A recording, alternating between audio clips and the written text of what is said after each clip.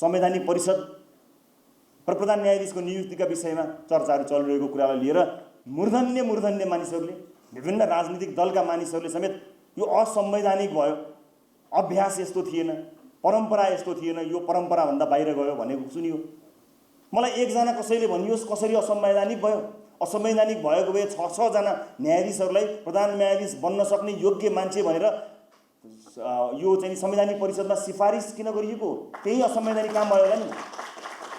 त्यही संविधान विपरीत कार्यक्रमको काम हो। संविधान मिच्यो त्यसो गर्दा।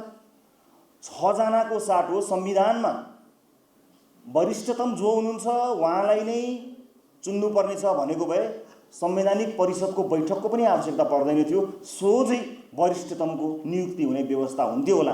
तर संविधानले त्यसो भनेन। त्यति मात्र होइन, 6 जना न्यायाधीशहरूको सिफारिस राष्ट्रसभाको सरकारले वा राष्ट्रसभाको उपस्थितिमा पनि भएको होइन। त्यो त सिफारिस भएर बसेको थियो र संवैधानिक परिषदमा हाम्रो पार्टीका वरिष्ठ नेता प्रधानमन्त्री भएर गएपछि उहाँहरूले बैठक गर्दा त्यसरी आएका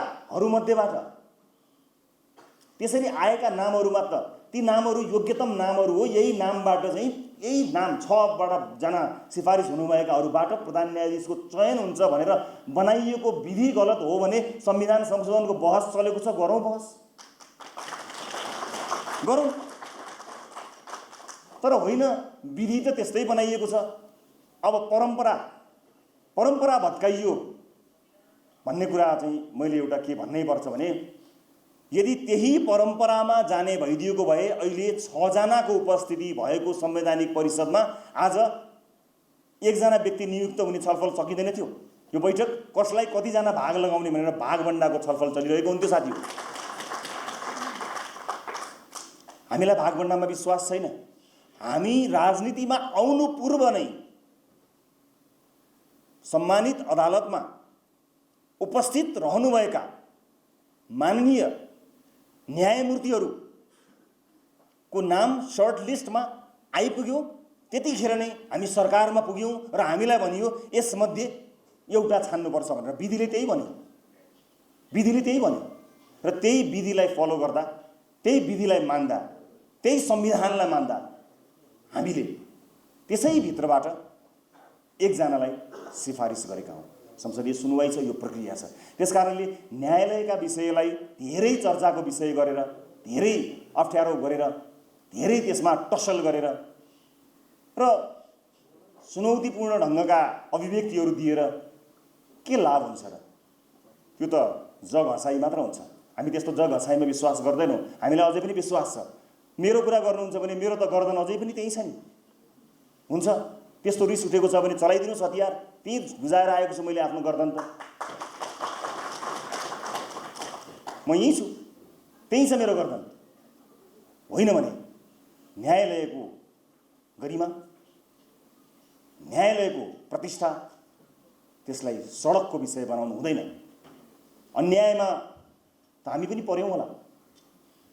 हामीलाई पनि चिच्याइ भन्न मन थियो, कराई भन्न मन थियो, अन्याय भयो न्याय पाऊ भन्न मन थियो। तर हरेक पटक अदालतको ढोकाबाट बाहिर निस्किएर अदालतप्रति आशा छ, भरोसा छ भन्दै आएको म। मेरा अभिव्यक्तिहरू अझै पनि त्यही छन्। न्याय पाइयो पाइएन आफ्नो ठाउँमा छ, तर पाइन्छ भन्ने आशा र भरोसा हामीलाई आज पनि छ। यही हो। बस हामी यति चाहन्छौँ कि संसारभरि I will see you in a court, तिमीलाई म अदालतमा भेटौँला भनेर पीडितले भन्छ।